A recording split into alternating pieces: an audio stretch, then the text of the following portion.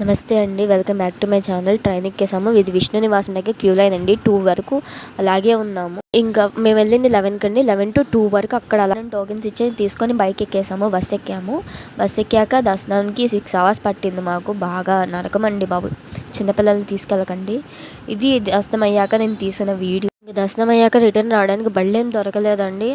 అసలు అలాగే నడుచుకుంటూ రూమ్కి వచ్చాము. రూమ్కి వచ్చి ఇంకా పడకని పోయి సదిరి మార్నింగ్ లేవగానే బట్టలన్నీ సదురుకొని ఇంకా రిటర్న్ అయిపోవడానికి బయలుదేరాము. అసలు రిటర్న్ కిందకి దిగుతుంటే చాలా బాగుందండి.